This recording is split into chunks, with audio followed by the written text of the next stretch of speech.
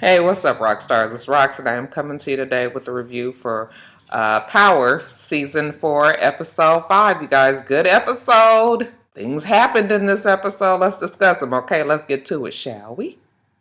So the show opens with Angie. She's running, trying to run it out. She's stressed out because she tells her sister that she knows that James is now innocent. The sister's like, after everything that he's done to you, and she says, yeah, I know, I still feel the same way about him, but still, I can't let him go to jail for something that he didn't do. Angie has it in her mind that she is going to fix this. In the meantime, James is mad as hell that he has to deal with Terry Silva as his lawyer now that Proctor is gone. Silva is just like, listen, I know how you feel, I get it. But you ain't got no choice right now. Now listen, we about to go to court about this, your financials. Is there anything in there that they can find? Nope, nothing there. Okay. And no criminal money that we need to know about? Nope. That's all good too. Okay, the club, the laundromat, all the other businesses, those were all legit? Yep, they're all legit. Okay, well, we ain't got nothing to worry about. Now, Angie goes and makes a mistake of telling Big Boss Sandoval that she saw the surveillance tape and that he did not hide the gun. I was like, girl, why are you telling him that when you saw that his name was the last person that watched the video? I guess she wasn't even thinking about it. He says, look, he did it and we not turning this damn evidence over. Right while he's talking to her, overly dedicated committee member comes in and he tells them that they found a check for 7 figures from Tommy and that they can argue that that money was paid to Ghost from Tommy to kill Greg Knox. Okay, so now we're going to turn it into a RICO case. Back in the jail, James got all kind of issues.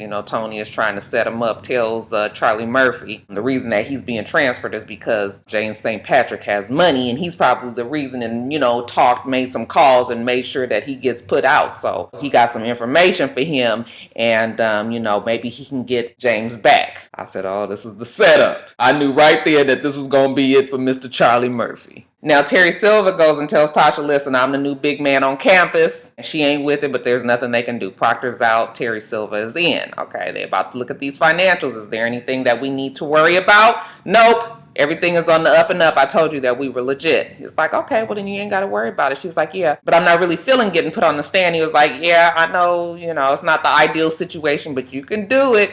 You put your back into it. Shout out to Ice Cube.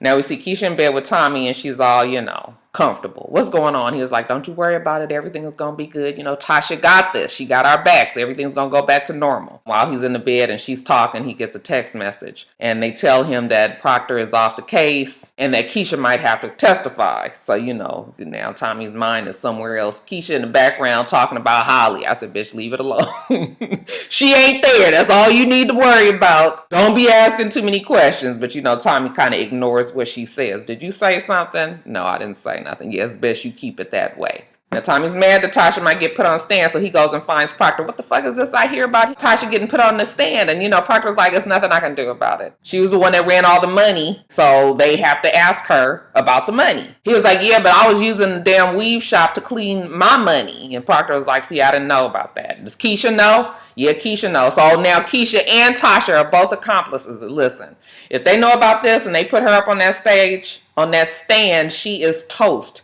She's done. So they got new problems. Now we get a blast from the past.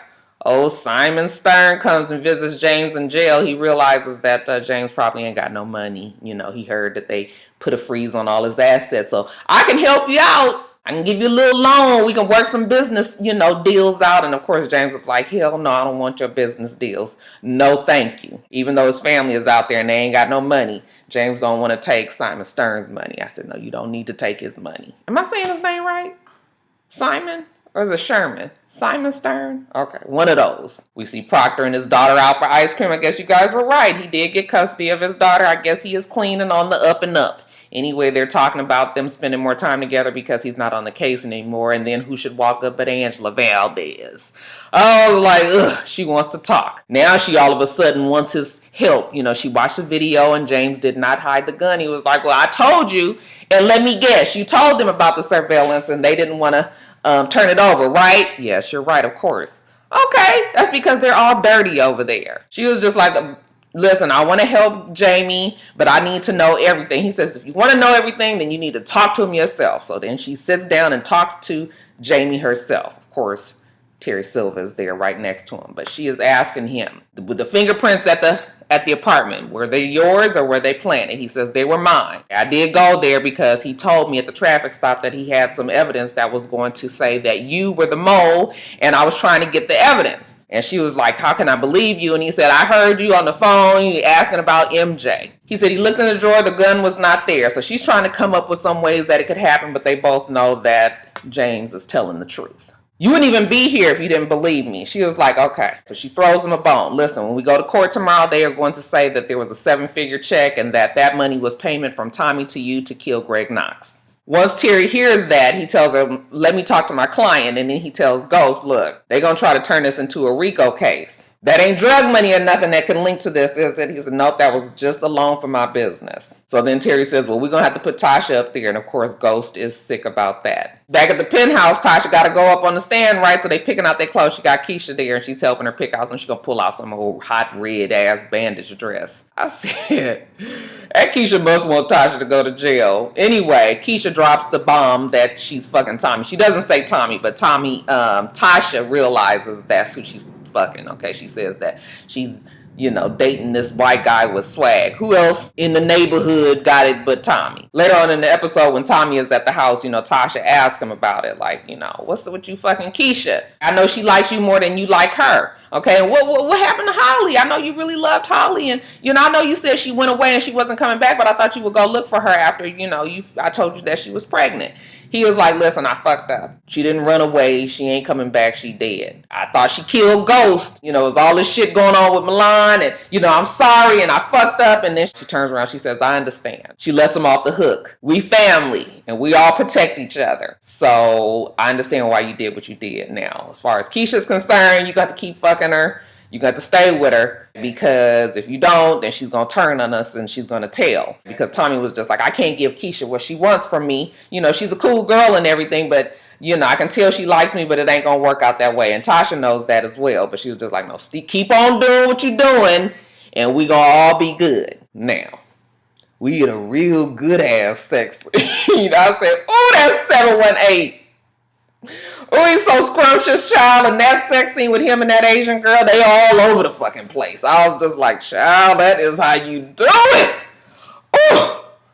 Oh my God, that was a hot ass scene. Anyway, while he trying to take care of business, he keep getting these damn text messages. And once he reads the text messages, I wasn't clear on what the text messages said, but it told me that there was some shit going down at the club that Andre was trying to fuck him up with. The Dominicans, the girl tells him that Andre and the Dominicans been talking a lot and sounding like they're trying to cut 718 out of the deal. That's what I got from that scene. So she was like, you want me to listen in? Okay, because I'm going to be working at the underground spot. And he was like, no, don't worry about it. I got it. Now, Tommy, of course, he's still trying to take care of the family. He notices that Tariq's wearing a nice cashmere sweater. Where you get that sweater from? Oh, I bought it the other day. Where you get money for that? Oh, I've been saving up money. I'm supposed to be the man of the house. Okay, guess I got to go do my own shopping. I didn't even ask my mama for the money. Then Tariq asked him, when did he first have sex? Tommy was like, you had sex?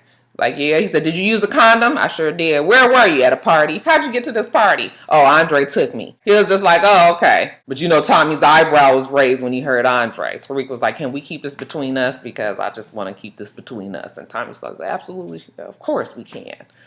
Tommy got a word to say to Andre. So we in court. Okay, everybody's there. James in his suit again. I was like, finally, the old Ghost. Prosecution brings up this check, seven figures. We knew that was going to be on the line, right? Well, Terry Silver says, you know what?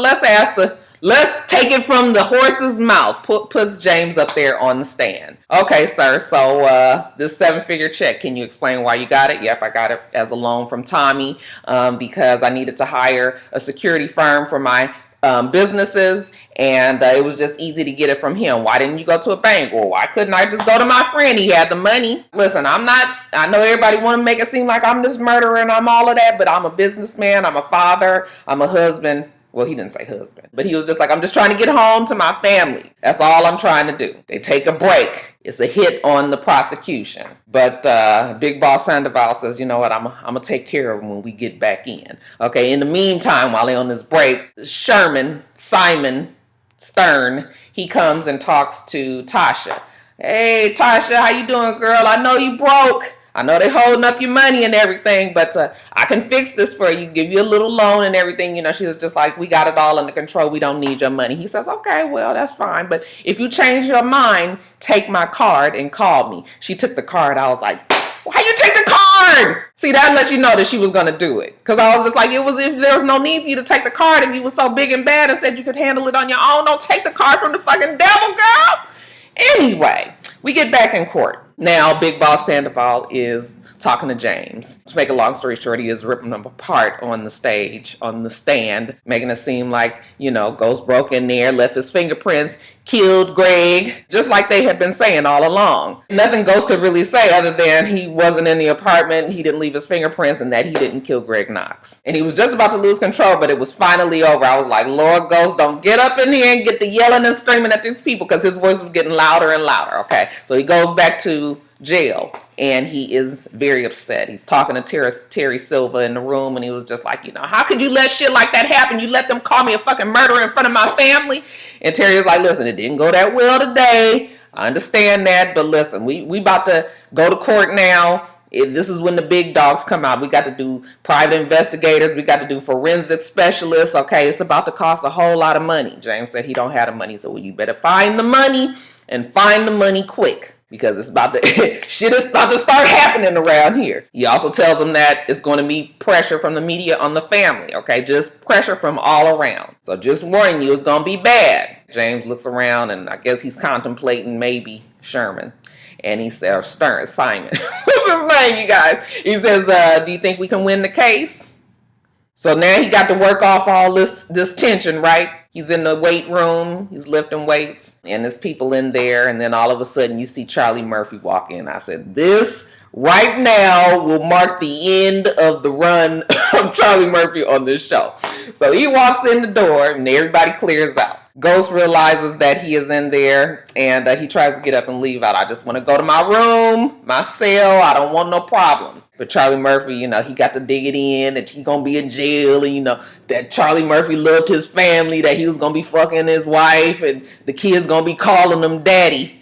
And child, why he say that?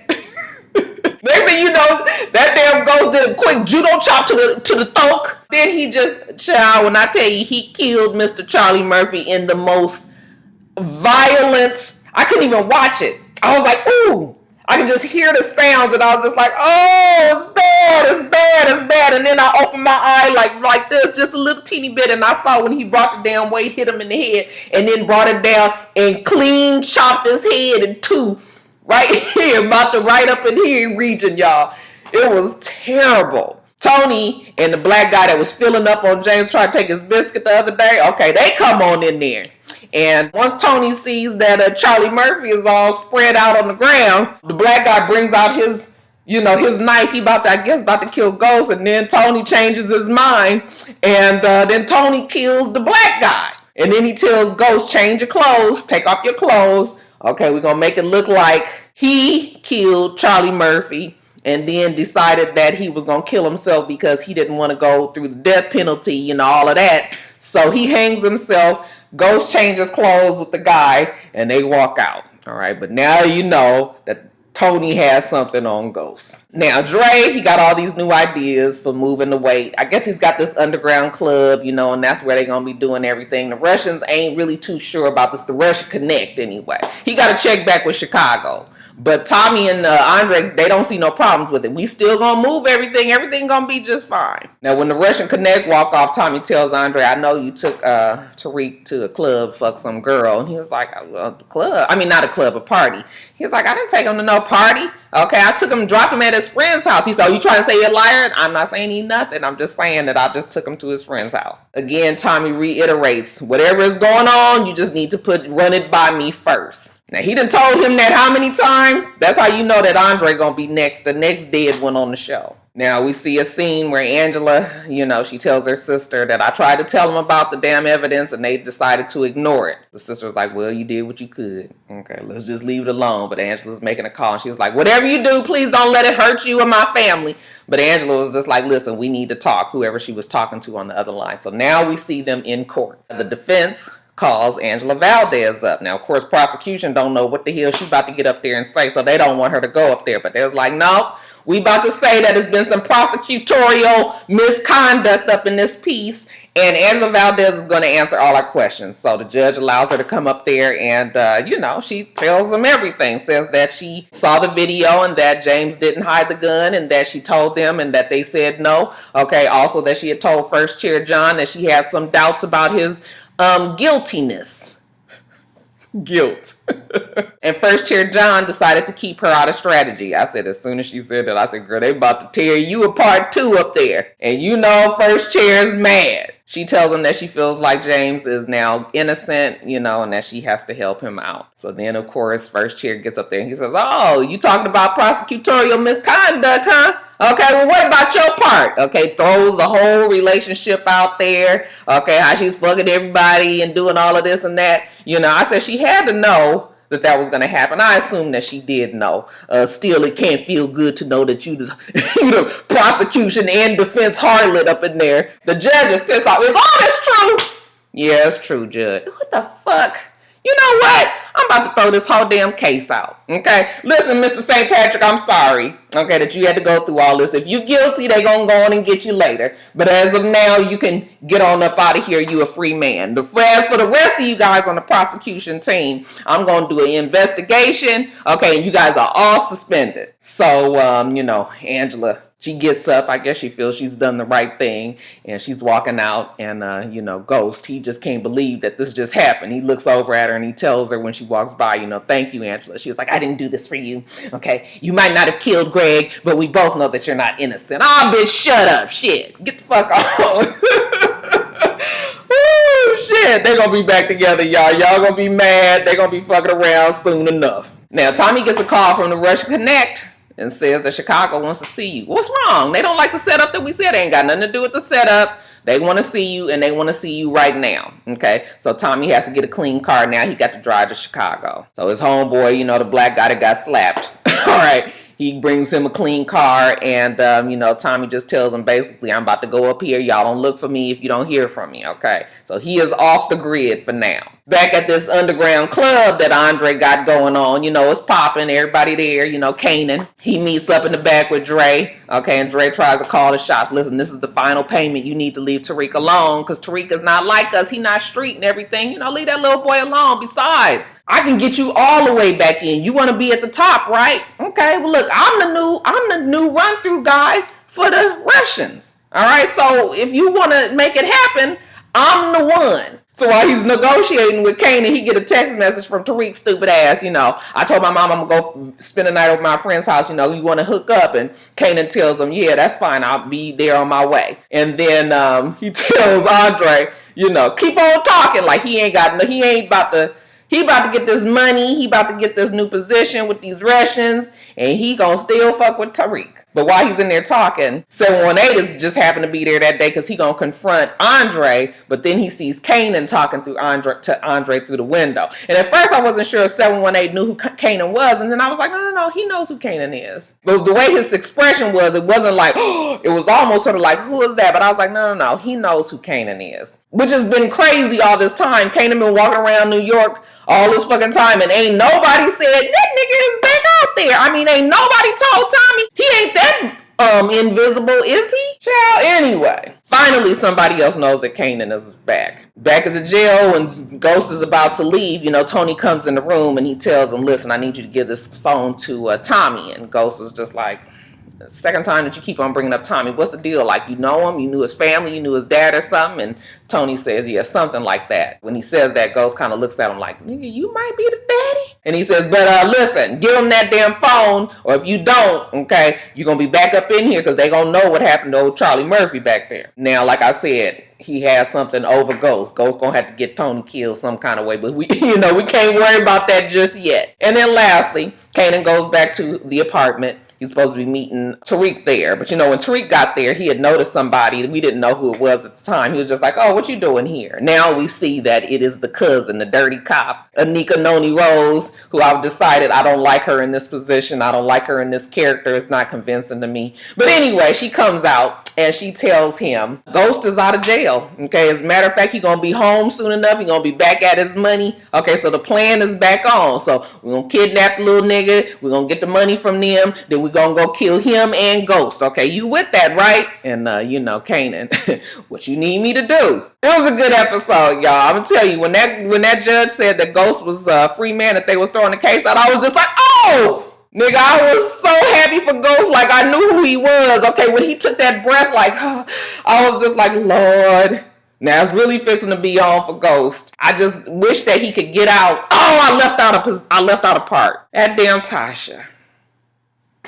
Now, Ghost is getting out of jail. She makes a call to Stern to get this money. I mean, literally, Ghost is about to be out of jail soon because she's talking to Terry. You know, Terry, she's all, thank you for saving my family. You know, she gives him a hug. It's a little too close. You can tell there's some attraction there, but she backs up a little bit, you know, kind of pats him like, oh, I'm sorry, I shouldn't have did that, but thank you. Okay, and he was just like, it's all good. Okay, if you need me, anything, okay, give me a call. Gives her that card again. It's the second fucking card she done took. We don't need you no more. At least I don't need you. You can handle it with my husband, but no, Tasha, take that card. And he says, but yeah, you guys are about to get back to your money, but still shit might be tight, so you might try to get a floater. So that's when she makes a call to Stern, and I was like, you couldn't at least wait till your man got home. I mean, I know he ain't your man and shit is fucked up and you don't trust him and all of that, but still, why would you do that? You just made this whole big thing about Ghost need to make decisions with you, and then you go and call the nigga right before the man fixing to get home. Child, I was too through. But, yeah, it was a good episode. Definitely shit is about to turn, you can tell. It was a good episode. I feel like they dealt with the problem of everybody keeping on saying that why is Angela still on the case? Okay, now you guys realize that they were saving it for this moment. Yes, they knew that she was having misconduct as well and that she shouldn't have been on the case, but they allowed her to stay there because they were using her. But see, now that they solved that problem, that writing problem that you guys were all having a problem with in this episode. So I want to know what you guys specifically that kept on complaining about that said, because that loose end was tied up. All right, you guys, so that's it. Let me get off of here. I'm about to get dressed and go see Girls Trip. You guys make sure that you rate, comment, and subscribe to the channel. I'm itsrox. The channel is for itsrox. Everything else I do will be in the bottom bar. All right. So I hope that you have a wonderful, wonderful rest of your day. I plan on doing the same. Till next time, Roxstars. Bye.